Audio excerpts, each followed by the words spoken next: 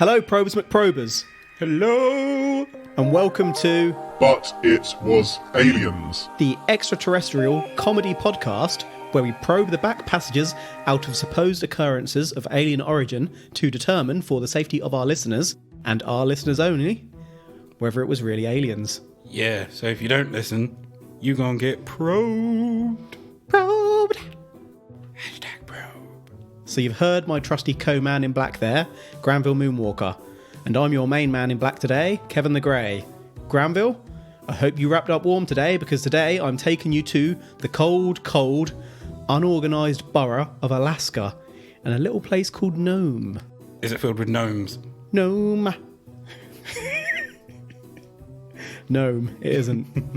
The population of Nome is around 4,000. And 3,000 of those are gnomes. Imagine 3,000 gnomes running around. Yellow little rook, rock on that. Rock for underpants, hey. We won't stop till we got underpants. Yeah, I'm sorry, every time. Yeah. Stage 1. Collect underpants. Stage 2. Stage 3. Perfect. There are no roads into or out of Nome. You either traverse the land or catch a plane. Fun fact about Alaska: it is illegal to wake a sleeping bear to take a photo. Why would you ever wake the bear in the first place? To take a photo. Be like, smile, cheese. And then you're dead, and that photo is never seen. Stage 1, wake bear. Stage 2. Stage 3, death. Another fun fact: more people per year are injured by moose than they are black and grizzly bears combined. I'm not surprised. Have you seen the size of a moose? In pictures, yes, never in person. They are ridiculously big. Like, if you could ride a moose or a bear, which are you picking? And not sexually. Ride to the pub. I think the moose would be more comfortable because you'd be basically getting a piggyback off the bear. I'm going bear. I think the bear would be more comfortable. You're going to have to hold on though rather than sitting. Who says you don't have a saddle? On a bear? How are you going to put a saddle on a bear? No one said it was a wild bear. I just said, which would you choose? Bear. Who would fight in a win? Who would win in a fight between bear and moose? It depends what they're fighting over. If they're fighting over honey, I'm saying bear because bear wants the honey. Anything else, I'm going moose because moose can kick and run. You now win a fight by running. Who do you think? Moose. Reasoning? Moose.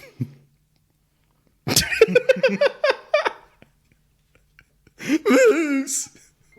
Alright, the story I'm about to drop in your ear holes was actually made into a Hollywood movie in 2009 known as The Fourth Kind, starring Mila Djokovic. I think I've seen this. Okay, so I'll explain the types of alien close encounters before I go on so that the movie starts to make sense. Close encounters of the first kind are defined as a UFO sighting. The second, actual collected evidence of extraterrestrials. The third kind is direct contact. The fourth kind is abduction.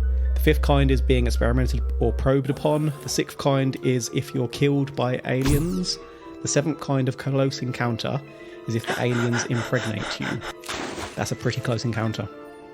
Why is death before impregnate? Because it's worse. More painful. I suppose that's then creating aliens on this planet potentially. So it's a more significant event than aliens coming here, killing someone and buggering off. I get what you're saying. I mean, if you have number 7, you could essentially... Yeah. Okay. I think initially there was only up to the fourth kind, but then they added more onto the scale as they thought of them later on. So, what kind are you on? What kind am I on? Yep. How high up the chart have I got? I'm are pregnant. You the 7th? I got a baby. What's its name? death. Hope. Have you seen the film? Yes. The movie focuses upon a therapist who hypnotizes a bunch of folk and they start getting real freaked out. They float in midair as they talk about what's happened. Hold on. Sorry to jump right in there. They float in midair after being hypnotized. Yeah, as they're reliving their abduction experiences, they start floating. I really can't remember if I've seen this. They speak Aramaic or Sumatran, I believe. It's been a decade since I've actually seen it. It features supposed real footage of the hypnotisms, and if you're ever so slightly ignorant, it could actually be quite convincing. So, in the movie, Dr. Abigail Tyler conducted sleep studies towards the end of the year 2000.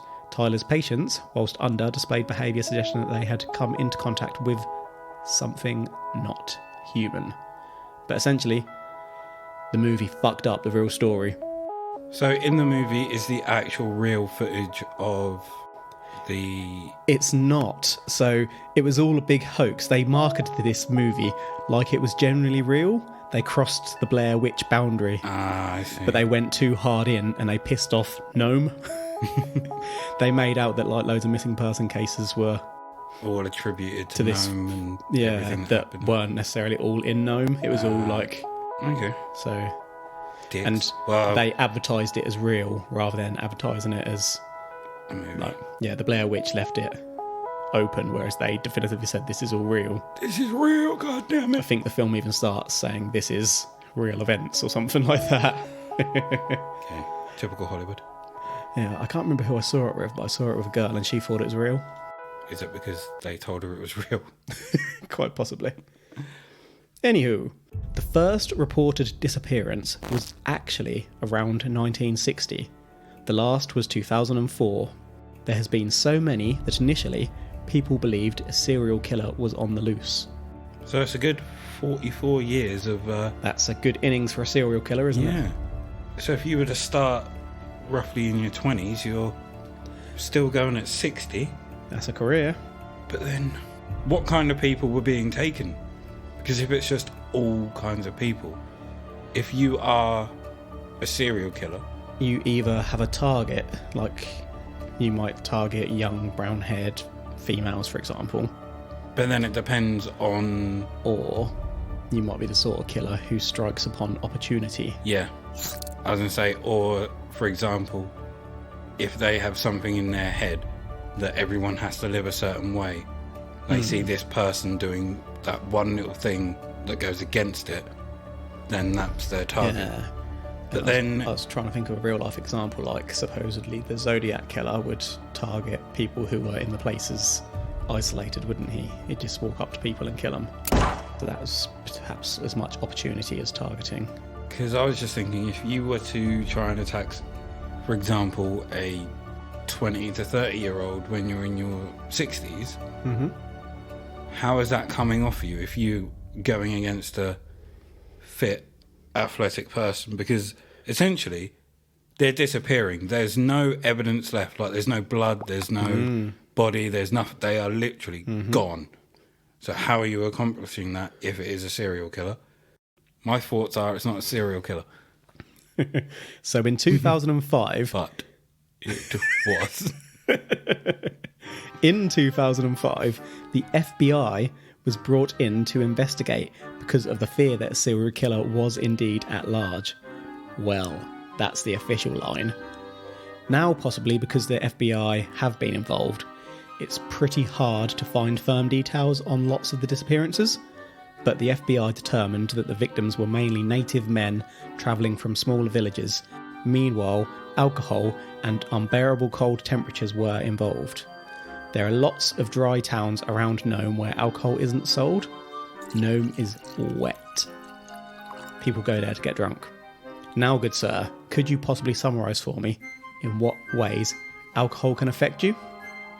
Well, you can fall off bicycles. So falling over. You can climb ridiculously high pieces of equipment thinking that that's a good idea when you need to pee. You can try to jump over things and not necessarily make the jump. You can walk into things. Mm-hmm. You can be thrown out of clubs for appearing drunk and then being thrown back in. That really baffled me. I don't know why they did that to you. It was hilarious. Get out, you're far too drunk. What are you doing back out here? Chuck you back in. I use my Jedi powers. I am not the drunk you were looking for. Can lower ambitions can pretty much mess you up. Depending on how much you've drunk and if obviously what your intolerance is. If you've drunk a fair bit and you fall over, what might happen? Knock yourself out. Knock yourself out, Die. or even fall asleep. Mm-hmm. Depends where you fall. Could drown. Mm-hmm. Could fall into a pit of snakes. So the FBI investigated 20... No, sorry. Fuck's sake. I'm ad-libbing. He's got some So- panties on. The FBI investigated, and for 20 of the 24 disappearances, that was their conclusion for 9 cases, alongside 1 snow machine accident, 2 cases where criminal prosecution was completed, and 3 in which families asked to be left alone.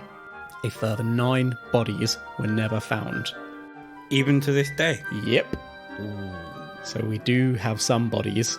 Are there wild animals that could possibly Bears? not only eat Moose? the flesh, but obviously the bones as well? 'Cause you know, like a shark and an alligator would pretty much just devour the whole human. Is there something out there that would do that? Because I'm assuming a bear would literally just eat the flesh and not the bones. You've just made me think of something that I think we should come back to at the end of the episode if I can remember it. Cool. So something that caught my eye there is that 3 families asked the police not to bother and the police left it. Is that not a bit strange? Mm-hmm. Like, I get that people want privacy, and especially at difficult times, but if I was a little twisted and had a rich family member, I'd just take them to Nome, go for a stroll in the woods. When the police show up, I'll be like, don't worry, mates. We'll just leave this one. What? What axe? The one in my hand? Oh, it's for trees. It's driven with blood, you say? No, that's tree sap. This watch? Oh, it's a Rolex. Thank you for noticing. No, I've never been well off, but this tree business is really taken off. I'd booked her funeral 2 weeks ago before she went missing. What can I say? I'm very forward planning. Good day, sirs. That would never happen in England. So, on the missing persons list are Erin or Ellen Gilbert, who was 24 and has been missing since July 1995. Why Erin or Ellen? Because I read about 12 different reports of these cases, and she was referred to by both names in different reports, and I couldn't work out which one was the real one, and I didn't want to be disrespectful. Do you reckon it's possibly because they were audio and how some names are pronounced? Either that, and my other theory was that someone made a typo, and then someone used that one to complete their own research, and someone used that one to complete their own, so... Okay. Yeah. So I'm going to call her Ellen, but I apologise if that's not the accurate name. Ellen was driving to a fair with a friend when her car broke down. Ellen's friend went to get help. When she returned, Ellen had vanished. No trace was ever found. What do you think happened? Were there, like, footprints, signs of a struggle, anything like that? She just wasn't in the car Vanished. anymore? She was left in the car. Promised not to get out. Was it snowing? It's always snowing. It's constant perma-snow. But I mean, was it snowing at that time? Because there could have been footprints, but then if it was heavy snow, it might have laid over the footprints. I don't think she was gone long enough for that to be the case, but I'll take the point. Because the car had broken down and she'd gone to get help. Where did she go to get help? Chip shop. I mean... It didn't say, damn it. They must feel safe for one of them to stay in the car and one to go and get help, rather than they both go. And they didn't want someone else to come along and steal the car. Well, if it's broken down, they're not getting anywhere. But then what are if they? someone came and it suddenly started working? Well, you take the keys. You take the keys, you lock the car. Someone could have I would stolen rather it. lose a car than my life. Could have loaded it onto a lorry. So Michael Palmer was 15. Michael was seen last in June 1999 when he went out on his bike. The bike was found in a river. His muddy shoes in a nearby field. He was too young to drink. Did they search in the river? Yep. Obviously would have searched They found the bike in the river. around. Yeah, but when they say they found the bike in the river, did they find it, like, had it sunk, or was it just by the The edge? wheel was poking out. Yeah. They searched the river after finding the bike. Okay. Because I'm just thinking, what if someone took him and obviously chucked the bike in the river, chucked his shoes somewhere else to make it harder to... Yeah, and I suppose he's quite young, so that's a possibility. But Richard Hills was 37. He was a man. And he has been missing since February 2004. He'd left his girlfriend and 3 children to pick up his wages from the oil rig he worked upon. But he never arrived. Richard's car was discovered 15 miles from home, the keys still in the ignition, his wallet on the front seat. Richard's footprints led to an isolated spot 1.5 miles away where they mysteriously ended. Dogs in search parties repeatedly lost Richard's scent at the same point, where his footsteps ended. It was as if he just vanished into the air via a tractor beam. Who leaves their keys and wallet on the front seat of their car? Mm-hmm. Have you ever done that? Nope. And if I did, I certainly wouldn't be walking 1.5 miles. He left everything and went for a stroll 1.5 miles away. Why the hell would you do that? Why? Tell me why. Are these some kind of land mermaids? Like land sirens. I don't know what Luring people to their death with a siren song. Okay. So you're thinking monsters / spookies. Because Spookity. I'm just trying to think what would get him out of the car. If someone was in trouble, yes, but you would still take the keys out of the ignition, close the car, and lock it before running. But then why would you even run off? So I thought maybe it was a prostitute. And he was doing the dirty on the wife and the children. Again, all respect to the family. But then why would he leave the wallet there? Yeah. It makes no sense. So I don't think that was the case either. It's possible the wallet... No, because the car door was left open. And then I thought, what if he got to go for a piss? And then he got frozen, basically. Because essentially, but then why would he up, walk 1.5 miles to go for a piss? If you get up... Well, we've done some stupid things when drunk. Not 1.5 miles. Walking. There are times you can get out of the car and your wallet will fall out of your pocket. Granted. Mm-hmm. But the door's left open. That's what's puzzling me there. I'm stumped. I'm tree stumped. Mm-hmm. So back to the film briefly, which depicted some disappearances. Occurrences kept happening at 3:33. 3:33 is considered the right kind of time to see a UFO. But UFOologists,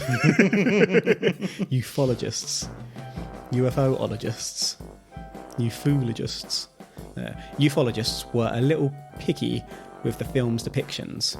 For example, they felt that in the people's memories of being abducted, the owls should have been in the ship rather than at the window, as this is more consistent with real-life memories of experiences. Yes, they saw owls in their memories at first. Lord. Jeffrey! The majestic owl. They say they should have been in the ship rather than at the windows. Yeah. I'm not too fussed about that as a picky See, point. now, I can see it as a point because if your memories are completely blacked out as to seeing the creatures, surely you'd still remember being in the ship. Like, the creatures are just owls because you can't comprehend what they actually are. Like, or if you're taken somewhere, you should be taken somewhere else, not in your own room. Do you know what I mean? Do you know what I mean? But then, them being at the windows, I'm just looking at it as artistic license, rather than like them just trying to mimic exactly what happened there. It's a fair point. So you're saying that you feel people should have taken it easy on this film? For that specific point that they are getting picky about, Yes. So the Fourth Kind movie ended up having to pay some damages to Alaska for their somewhat misleading ad campaign prior to the movie's release. They posted loads of fake news articles about the abductions. Like I said, they basically Blair Witched themselves a little too deeply down the rabbit hole. See, they shouldn't have gone easy on them for that. But for something like having the owls outside instead of inside, it's just artistic license. Yeah, rather than like making trailers, they actually made news articles and pretended they were real, trying to convince people to get them to watch this film. Tickets. So let's look at what may have actually happened, shall we? I think Shall should we? watch that film at some point. It's not a bad film, if you can put all that to one side. I think it takes up to 90 minutes to die outside in Alaskan winter. Never go in there. I did a little research into the effects of cold weather and whatnot and the average temperature. So yeah, we're looking at about 90 minutes. Have you seen that film? Oh, what was it? Franco in it. 127 hours? Can't say I have. Is that what it's actually called? Is it the one where his arm gets trapped in the rock? Yeah, that one. I think it is. It's definitely something hours, isn't it? Mm-hmm.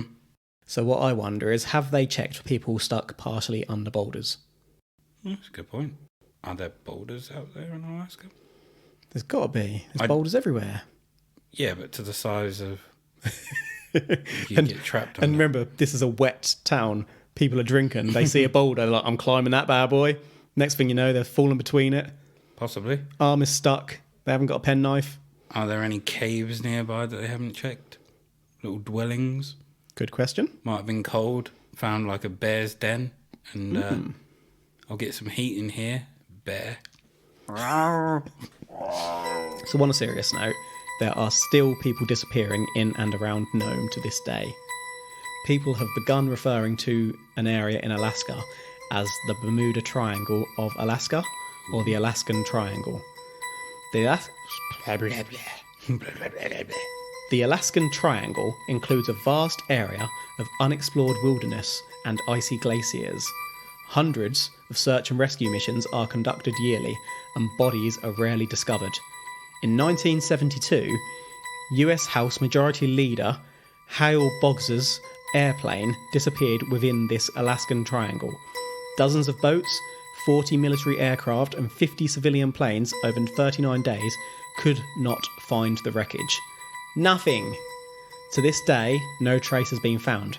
It was actually this disappearance that led to it becoming mandatory for aircraft to have locator transmitters installed. If these guys saw something up there, they just weren't equipped like the USS Nimitz boys. A massive search party. Mm-hmm. So did they check on the rocks? Did they check the boulders? Absolutely. So still nothing to this day of that wreckage. Nothing at all. How...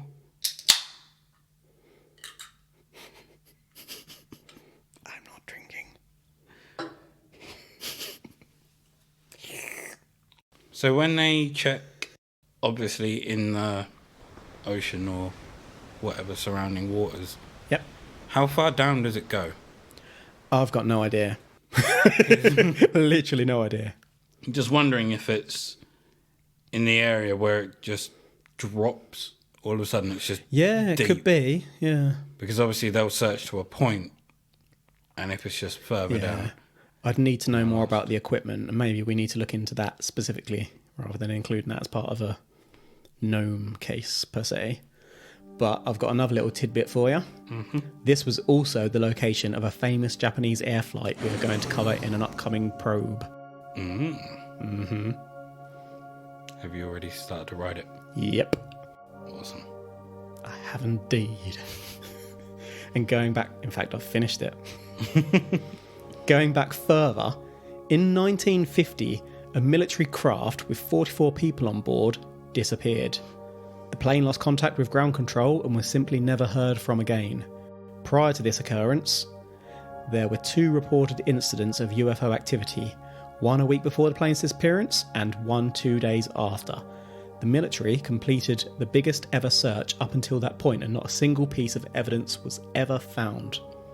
Is there a record of how many flights go missing there? You could look it up, yeah. I'm not going to. I was just asking if you had. I might have, and I think I pulled out the more interesting ones. Okay. So the UFO reports 1 week before, 2 days after.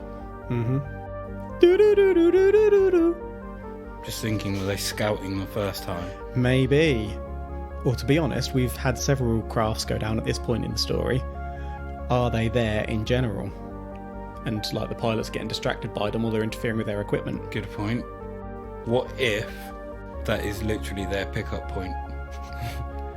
Let's go steal a ship. It's like an intergalactic bus station. So there was reported incidents of UFO activity. Is it just a case of, were the reports just that they saw them or that they were doing something? Generally that they've seen them. Okay. And people are going missing unexplained. People are going. Okay. We've gone from gnomes to dwarves. So in 1990, A private plane with 5 people on board vanished. If we went back only as far as 1988, more than 16,000 people have vanished in the area. This isn't just Nome.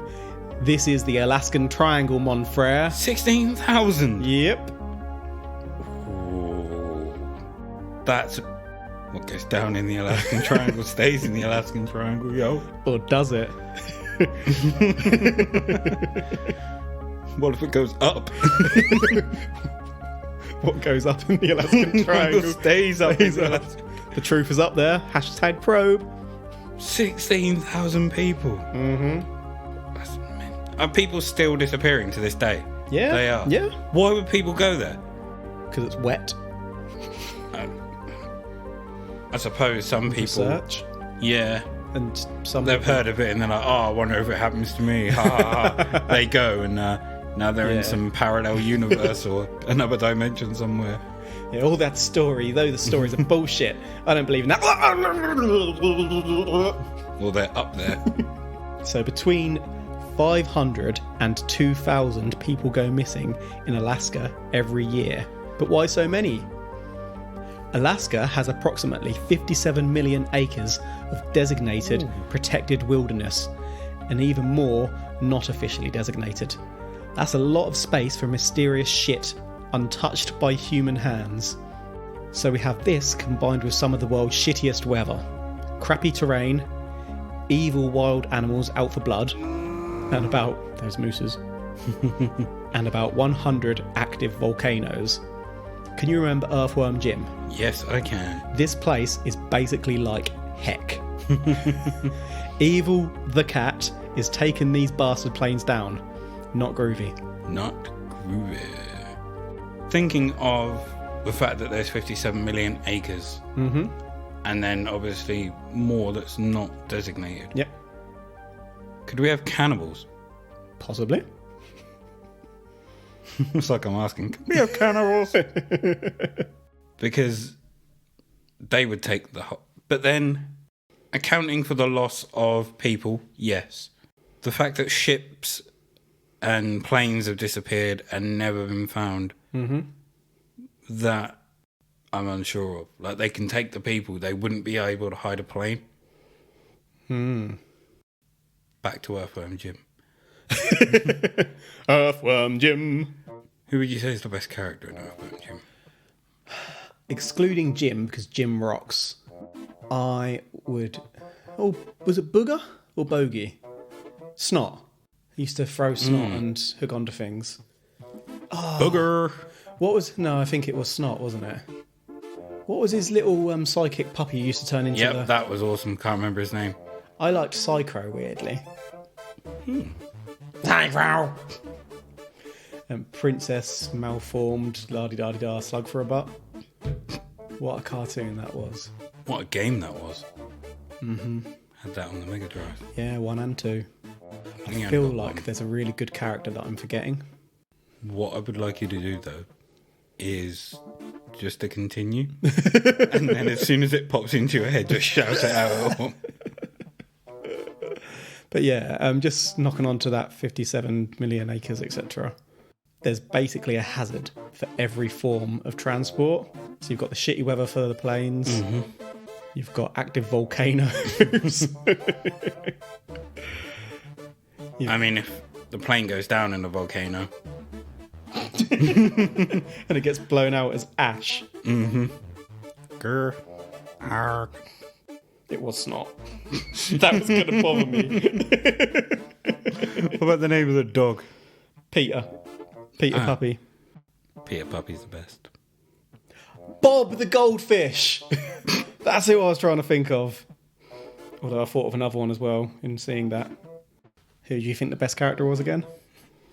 Peter the Puppy. Professor Monkey for a head. No. Anyhow, so if you walk, there's a chance you'll freeze, get burned, fall, or get eaten by a bear. Brr. Oh, it can actually get real warm in the summer, which creates unstable air.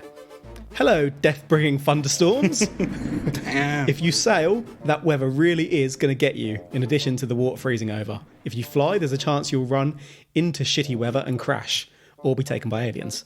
On the plus side, it's one of the most beautiful places on the planet, which would explain the alien tourism. Thoughts? What if, I want to say, not like a force field, but you have to earn your right to get there. Like, you try to fly, all this stuff happens, throws you off course, and you have to like figure out how to get back there. Like, it's a challenge to get there. When you get there, you win the game. Except for the 16,000. And you graduate to a higher plane. The 16,000 people that are actually messing, maybe they are on the next level with the aliens.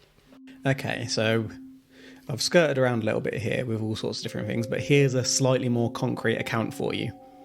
On the 22nd to 23rd of January 1950, several people were witness to an incident. An incident!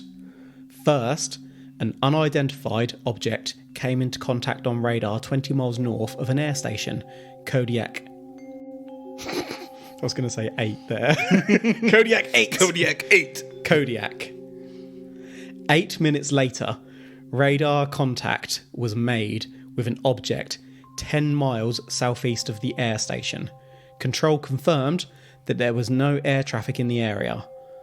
Radar interference began, of a type never experienced before.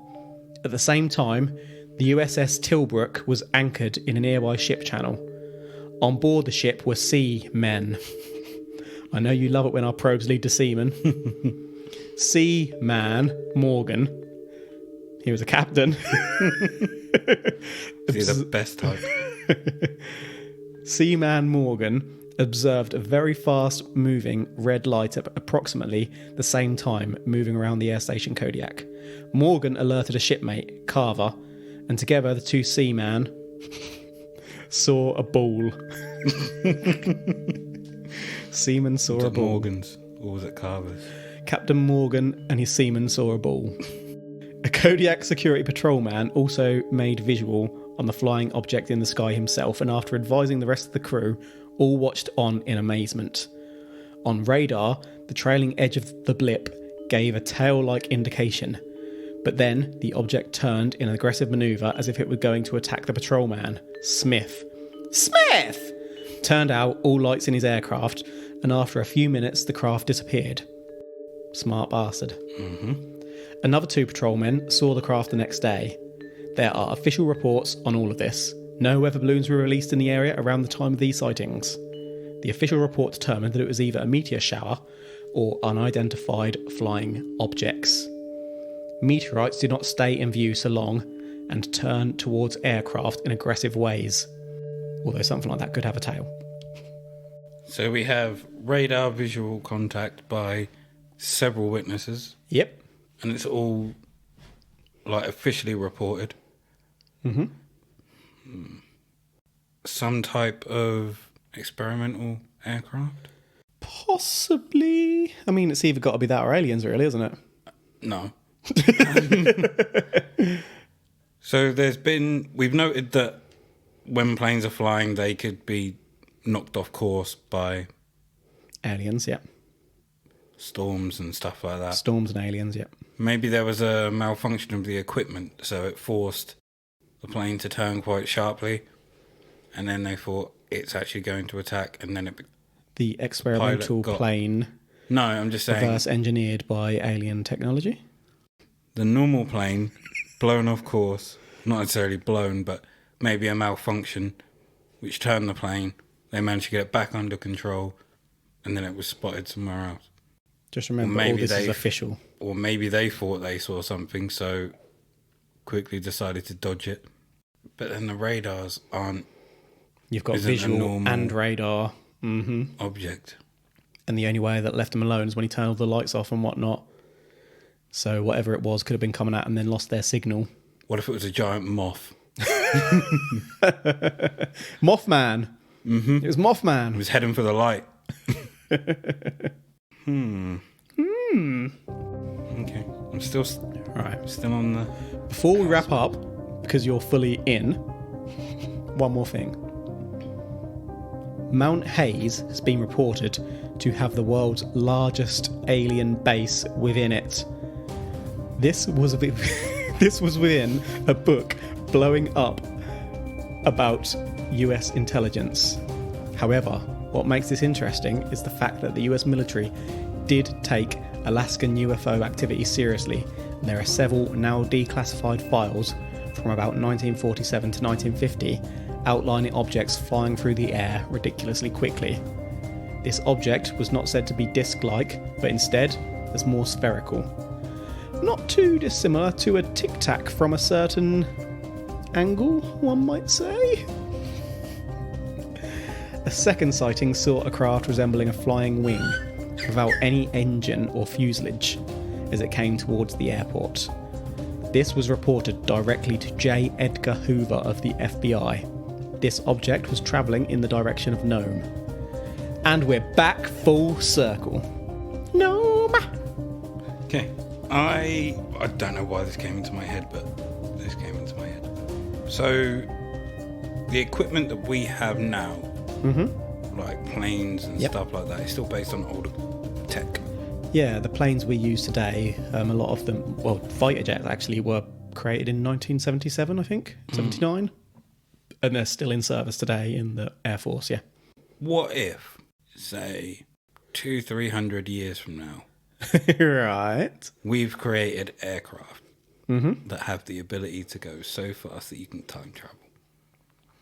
What if the ships that are being seen, like the UFOs that are being seen, are joyriding teenagers coming back just to fuck with us? I really like that thought, but I think if we were doing that, we'd be travelling forward rather than back in time. Yeah, but maybe they just don't have the license. Maybe these are like little rich twats and they don't have the license to go forward, so they're just going backwards. Surely that would be more dangerous. What if it's like a history trip? They've gone AWOL They're on a coming school back trip to learn from from humanity's mistakes. Interesting. I really have no idea why that came into my head, but it did. So, alien base. Is it, for example, a US base that works on aliens, or is it from what I could make out, it was an actual alien base to aliens? Which would explain why there's so much activity and sightings up there. But I'm also surprised that they haven't tried to blow it up yet. I mean, that's a very human thing to do. Maybe we're working in partnership with them. Possible. Maybe they're far more advanced than us, and it'd be like punching a bigger kid. Right, so to summarise, we've had 9 unsolved disappearances in Nome originally, but then we've swung into several flights going down, UFO sightings by multiple witnesses, and a truthfully rumoured UFO base in Alaskan Mount Hayes. What are your thoughts at this time? So, 16,000 missing people. Yep. Got a bullshit Hollywood film. A quality bullshit film, yeah. Which has angered the people involved. The people raged. Downed flights. So if this was to be aliens, So this was aliens, yeah. Assuming that, well, not all 16,000 would have been missing. Like, obviously, some of these are going to be in the wilderness and dead and drowned and all. Some, you'd imagine. But being experimented on in the alien base, the technology being downed and taken to be worked on and improved, spare parts, sightings would be them trying out new tech, flying around, just checking the perimeter. The one that appeared on radar, possibly a new ship, a ship we've been sighted. Quick, let's take them out. They're gone. And all of this being reported to the FBI. Well, not all of what I said, but... Yeah, directly to Edgar Hoover. Okay.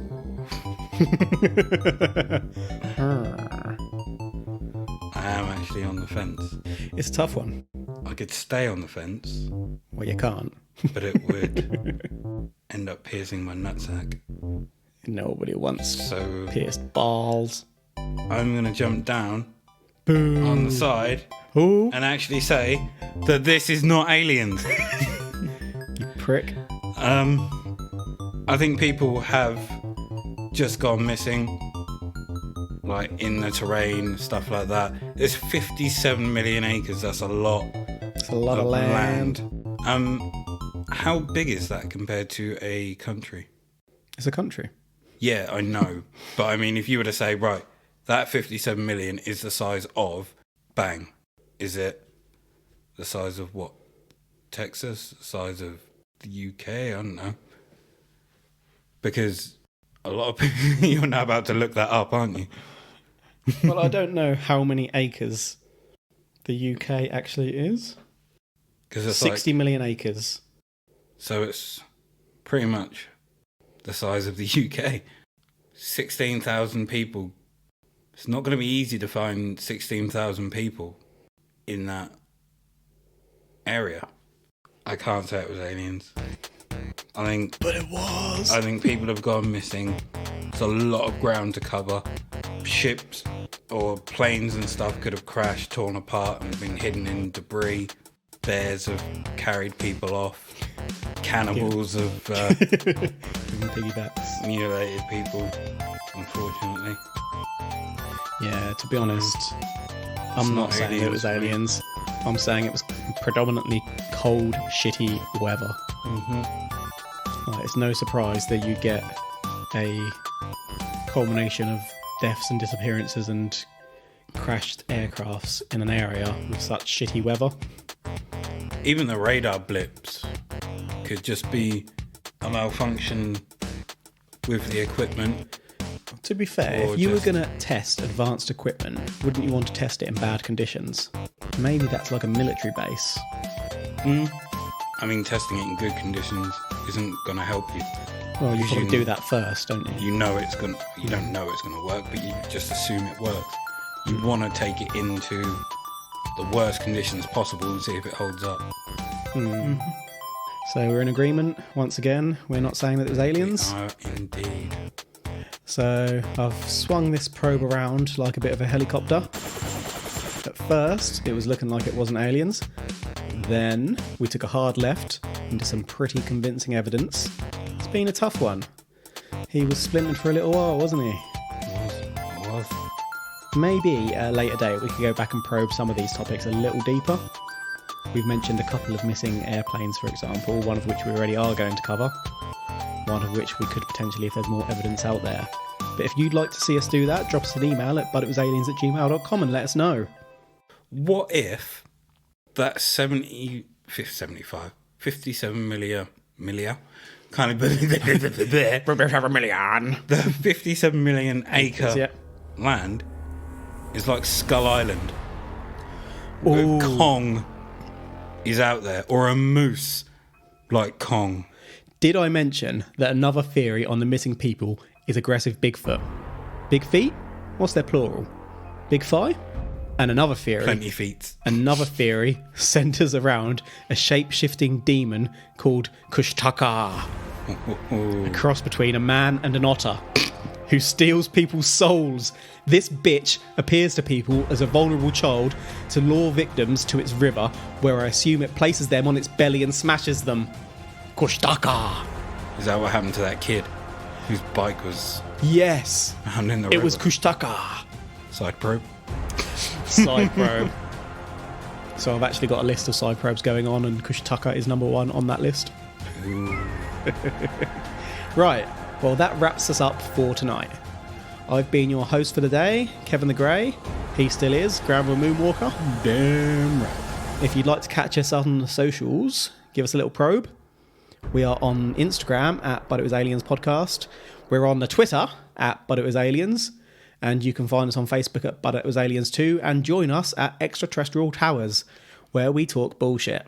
Thank you for listening to But It Was Aliens, and we shall be heard by you next week. And remember, if in doubt, the truth is up there. Hashtag probe. Hashtag probe. Probe. Shoved in your dick. You might want to pull your pop filter back a bit, son. That probably knocked it in.